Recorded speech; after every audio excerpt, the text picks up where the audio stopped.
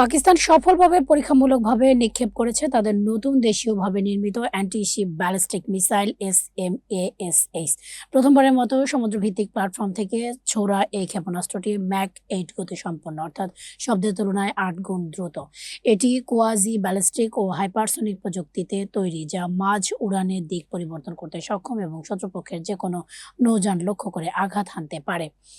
Netherlands বিশ্বে প্রথম ল্যাবে তৈরি মাংসের খামার উদ্বোধন করতে যাচ্ছে। দেশটির গণমাধ্যম NOS জানায়, এই খামারের সঙ্গে 2026 সালের বসন্তে একটি দর্শনার্থী কেন্দ্র চালু করা হবে, যেখানে মানুষ সরাসরি ল্যাবে মাংস তৈরির পুরো প্রক্রিয়া দেখতে পাবে। ল্যাব গ্রো মাংসের ধারণাটি প্রথম দেন গবেষক উইলিয়াম ভ্যান ইলন, যার বাস্তবায়ন ঘটে 2013 সালে। হংকংয়ের তাইপো জেলায় ভয়াবহ অগ্নিকাণ্ডে অন্তত 55 জন নিহত এবং 279 জন নিখোঁজ হয়েছে। আরও 68 জন আহত রয়েছে, যার মধ্যে 16 জনের অবস্থা আশঙ্কাজনক।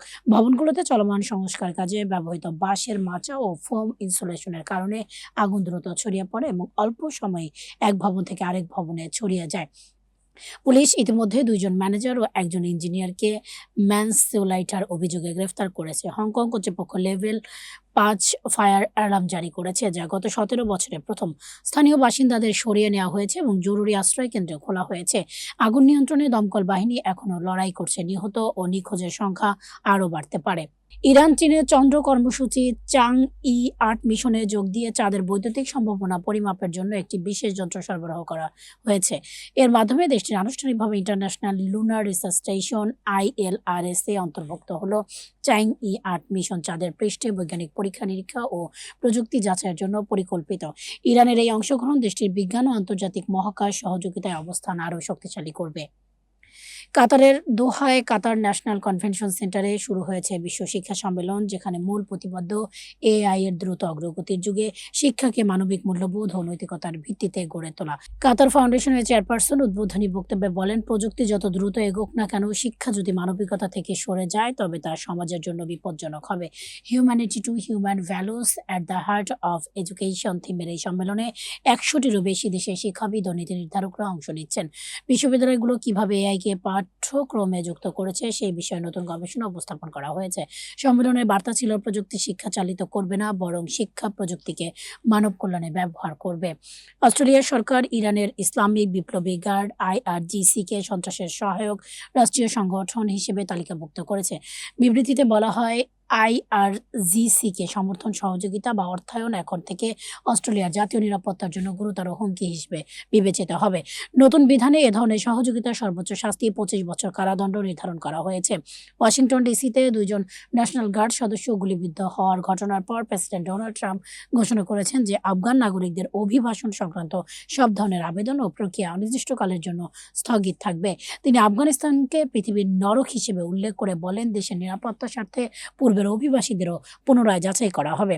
মার্কিন সেনাবাহিনীর সচিব ড্যানিয়েল পি ড্রিসকল ইউরোপীয় কূটনীতিকদের সঙ্গে আলোচনায় সতর্ক করেছে যে রাশিয়া এখন যে গতিতে মিসাইল ছুড়ছে তার থেকেও দ্রুত গতিতে নতুন মিসাইল উৎপাদন করছে।